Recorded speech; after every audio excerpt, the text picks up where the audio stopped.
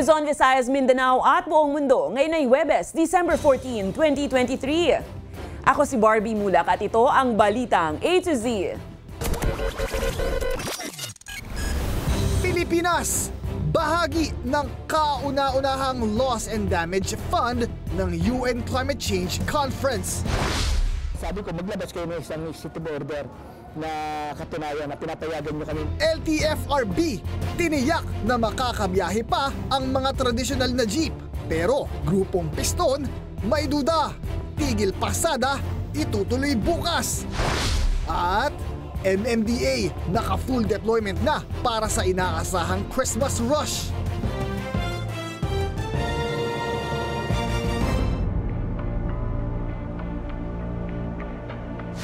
Magandang gabi, pambungad sa ating newscast. Kaunting tagumpay para sa mga nakilahok sa transport strike na umarangkada ngayong araw. Makakabiyahe pa rin daw ang mga pampasaherong jeep sa susunod na taon ayon sa LTFRB. Pero ang grupong piston, duda rito at nais pa rin ipabasura sa gobyerno ang deadline ng franchise consolidation. May balitang A to Z, si Ian Maghanoy. Makakabiyahe pa rin ang mga pampasaherong jeep sa susunod na taon. Ito ang siniguro ng Land Transportation Franchising and Regulatory Board sa pag-arangkada ng panibagong 2 araw na tigil pasada ng transport group na piston. Makakabiyahe po ang mga traditional jeepneys as long as roadworthy po ito. Nasa 600 na mga operator at tsuper ang nagrally sa labas ng tanggapan ng ahensya. Lahat sila pawang tutol sa banta ng pag-phase out sa mga traditional jeepney para sa plano ng gobyernong PUV Modernization Program. Tutol rin sila sa December 31 deadline para i-consolidate ang kani-kanilang prangkisa sa iisang kooperatiba.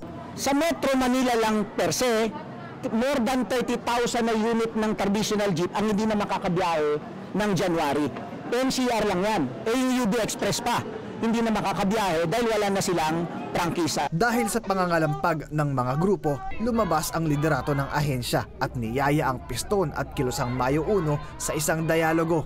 Halos 2 oras ding nag-usap ang magkabilang panig sa isang closed-door meeting sa loob ng tanggapan. Siniguro naman ng ahensyang walang mangyayaring jeepney phase-out ayon na rin sa utos ng Pangulo.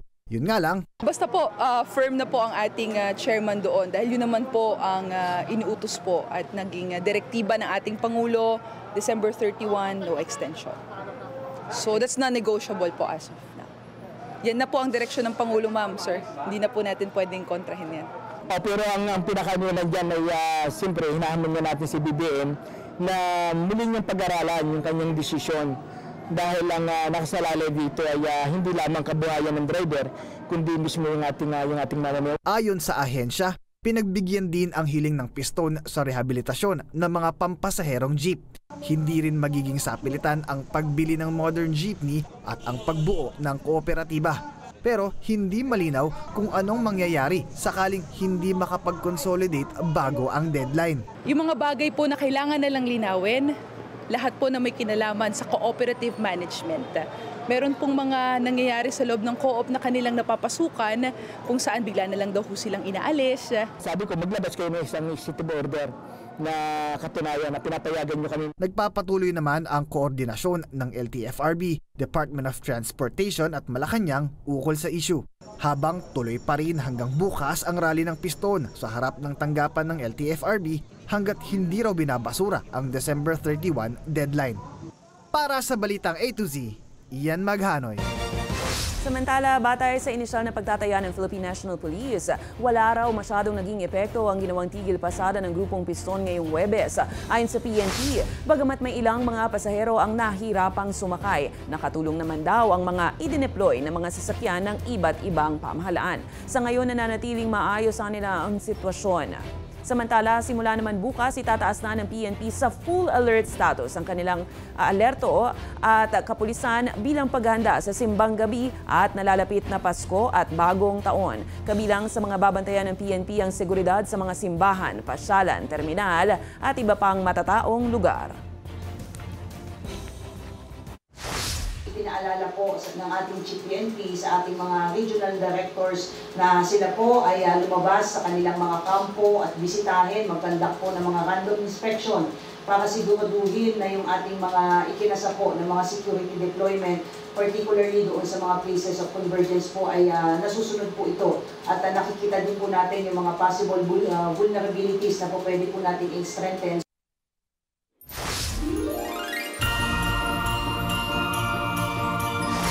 Lalong bumibigat ang daloy ng trapiko tuwing gabi ngayong Christmas rush.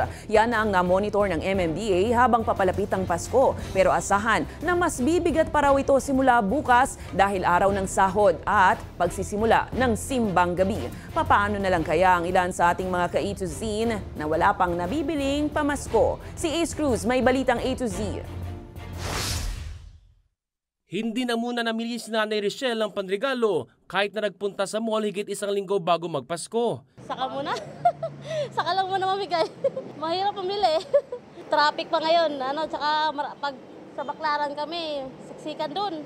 Ang call center agent naman na si Glenda, minabuting mag-check out na lang ng panregalo online. Kasi pag bibili ka sa store, makikipagsiksikan ka pa. Ganun lang din naman. Parang magtitake ka pa ng more time, tapos uuwi ka pa, pagod ka pa. So, yan daw ang paraan nila para makaiwas sa katakot-takot na traffic na ayon sa MMDA ay bibigat pa ng hanggang 20% partikular sa EDSA. Isa rin ito sa dahilan kung bakit hindi nila sinuspindi pa ang number coding scheme sa kabilayan ng 2-day transport strike ng grupong Piston. Ito po yung weekend na talagang dadagsa yung ating mga kababayan sa mga malls.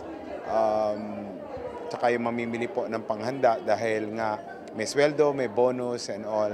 Sa pinakuling monitoring ng MMDA, umaabot na sa higit 409,000 ang bilang ng mga sakyang dumaraan sa EDSA. At ngayong Disyembre, mas bumibigat pa ang trapiko tuwing rush hour sa gabi. May observation po kami na yung average speed ay bumabagal, particularly sa gabi, yung between 5 to 9 p.m. At medyo may volume pa po tayo ng mga sasakyan between 10 hanggang mga 11 o'clock ng gabi. So, dahil po sa holiday rush. Ganito ang karaniwang sitwasyon sa EDSA Mandaluyong tuwing rush hour. Bumper to bumper ang mga sakyan at nagkakaroon pa kalimitan ng bottleneck sa mga sakyan naman na palabas ng isang mall. Dito yan sa lugar. Kaya naman bukas ng gabi, December 15, inaasahang mas lalo pang bibigat ang daloy ng trapiko dahil itong Payday Friday bago magpasko. Tiniyak naman ng MMDA na full deployment na ang lahat ng kanilang tauhan para sa pagmamando ng daloy ng trapiko. Mahigit 2,000 personnel po ang naka-assign sa ating mga lansangan. Meron po tayong no leave, no absent policy sa ngayon, no late din. So, asahan po ninyo na yung ating pang mga enforcers will be on the ground hanggang 12 midnight. Umapila rin ang MMDA sa mga motorista na pagplanuhan ang mga lakad habang papalapit ang Pasko. Sa 22, 23, yan naman po yung uwian ng ating mga kababayan sa kanilang mga probinsya. So, planuhin din po mabuti ang pagbiyahe. Para sa Balitang A to Z, Ace Cruz.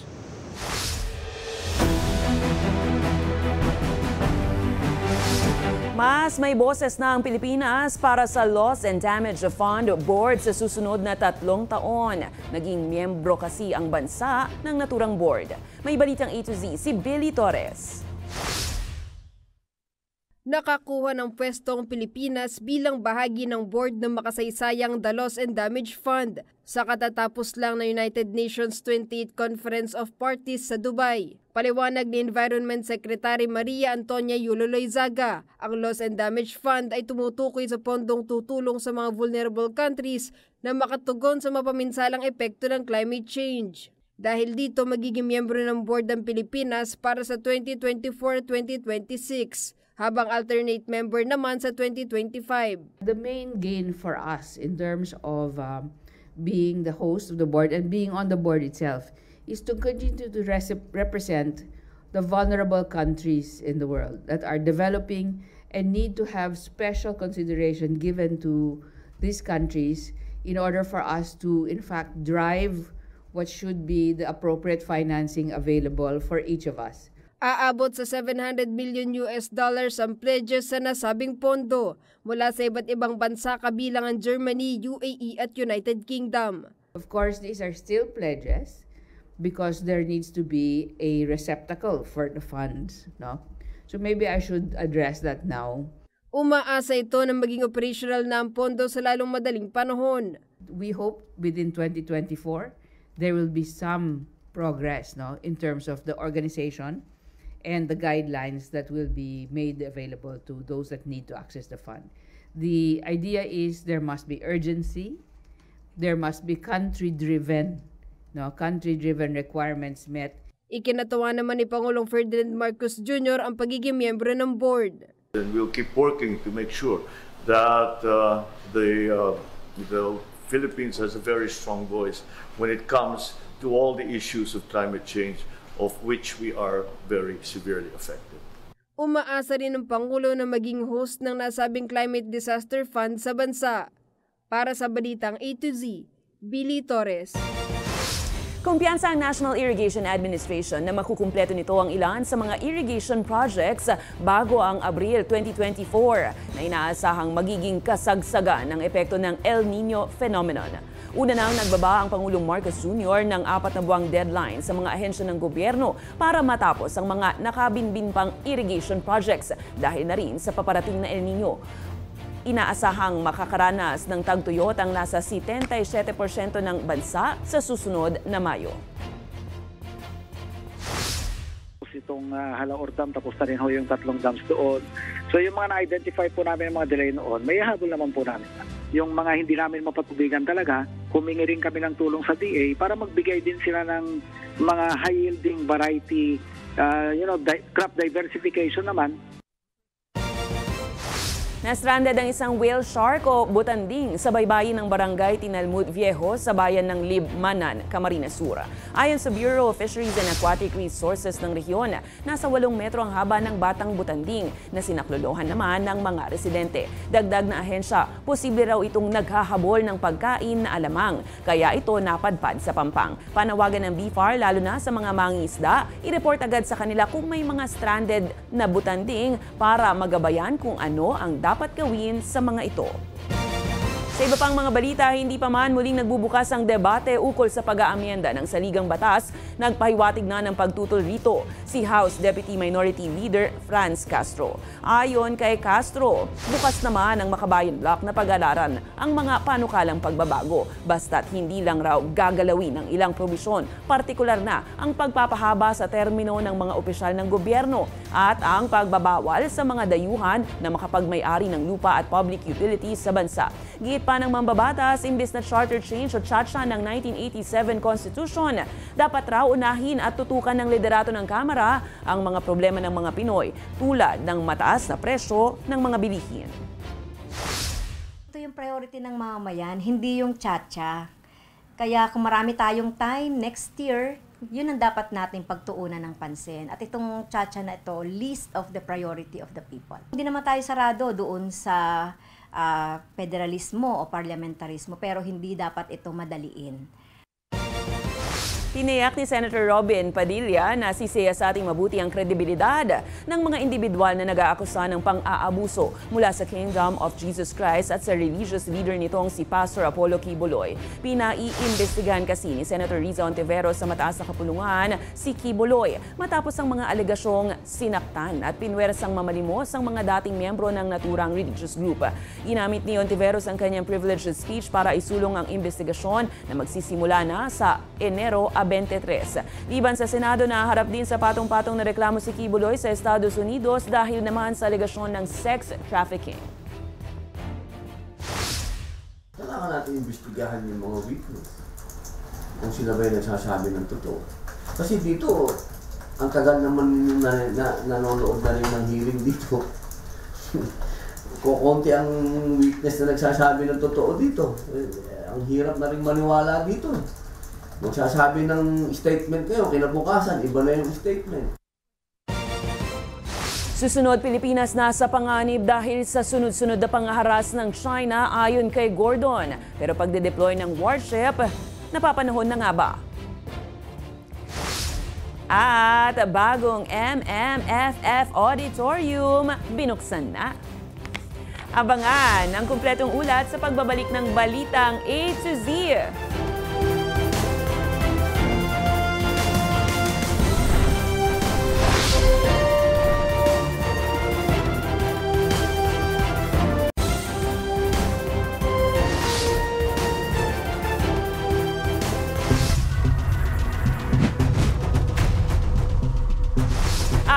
sa 180 Chinese nationals ang ipinadeport ng Pilipinas pabalik ng Shanghai, China. Sanipuwersa ang Presidential Anti-Organized Crime Commission, Bureau of Immigration, DOJ Interagency Council Against Trafficking at ang PNP Women and Children's Protection Center sa naturang operasyon. Ayon sa PAOCC, ang mga naturang Chinese ay itinuturing na undesirable aliens dahil nahuli na nagtatrabaho sa Smart Web Technology Pogo Hub na walang tamang dokumento ng immigration. Matatandaang natuklasan na nasabing hub na may umano'y may isang prostitution den kung saan na-rescue ang ilang Pilipino at banyagang babae.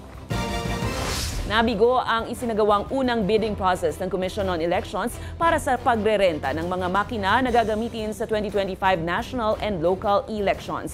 Ayon sa COMELEC, isa lang ang natanggap na bid proposal mula po yan sa joint venture ng Korean company na Miru Systems, Integrated Computer Systems, St. Timothy Construction Corporation at Centerpoint Solutions Technology. Pero idineklara ang mga ito bilang ineligible dahil sa kakulangan sa pagsalin sa Ingles ng ilang dokumento at iba pang rason. Matatandaang sinubukan ring magbid ng Smartmatic, ngunit na-disqualify ito dahil sa umano'y bribery scheme na reklamo sa Estados Unidos.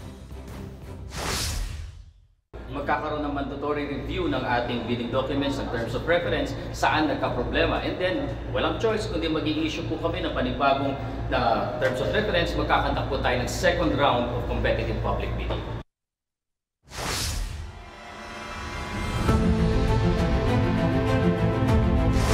Inihayag ng dating mambabatas na si Senator Richard Gordon na nasa panganib na ang bansa dahil sa sunod-sunod na pangharas ng China sa barko ng Pilipinas. Habang ayon naman sa PCG, hindi pa napapanahon para mag-deploy ng warship sa katubigan.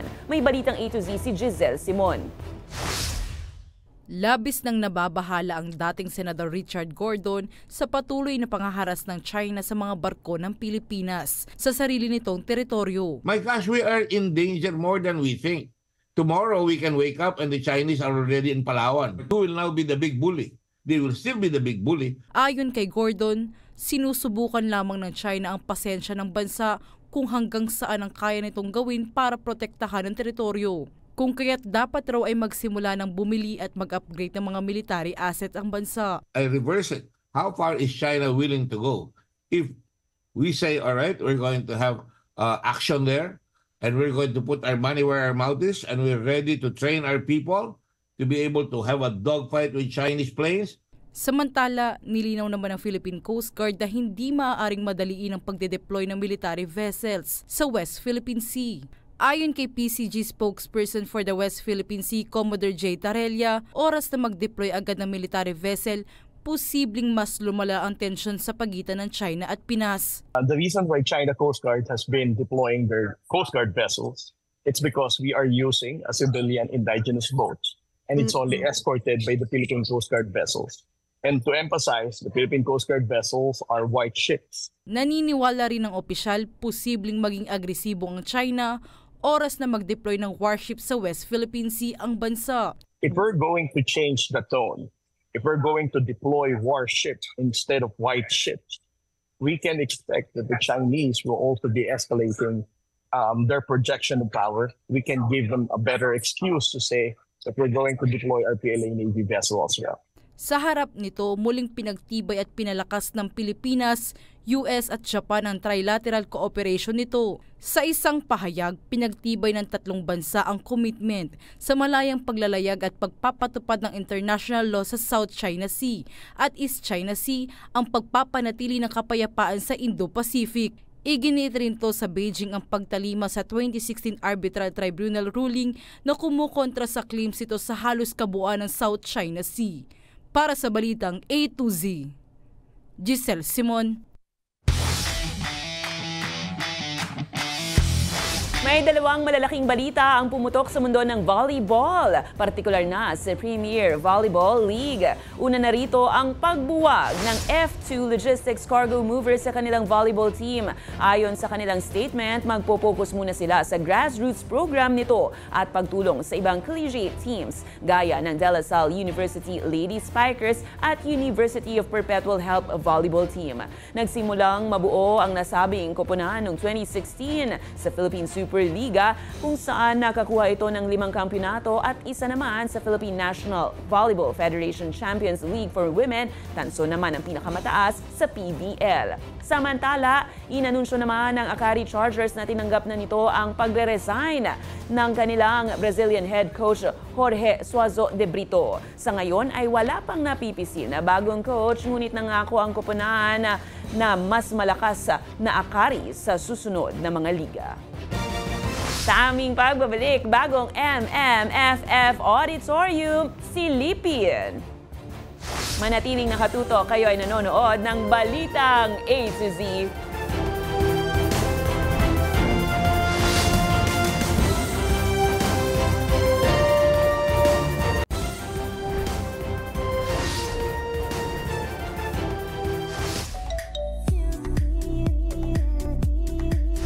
Naging bida sa pagbubukas ng bagong Metro Manila Film Festival Auditorium ang 2023 MMFF Stars. Ilan lang sa dinumog ng mga fans sina 2023 MMFF Stars Piolo Pascual, Ding Dong Dantes, Eugene Domingo, Alessandra De Rossi, Derek Ramsey at Enchong T. Pinangunahan naman ni Metro Manila Development Authority Acting Chairman Attorney Don Artes, Pasig Mayor Vico Soto at MMFF Secretary Rochelle Ona ang inaugurasyon sa MMDA Head Office sa Pasig City. Pero sana tangkilikin po natin ang lahat ng pelikula Pilipino. Let's all pray, hope for the success of the Film Fest. Suportahan po natin lahat. Ang ating pabaong quote of the night ay mula sa anthropologist na si Jane Goodall. Paalala niya, lahat ng ginawa mo may epekto, pero ikaw pipili kung anong pagbabago ang gagawin mo. At yan ang mga balita at impormasyon, mga kwentong may dalang inspirasyon na tinutukan ng Balitang A to Z.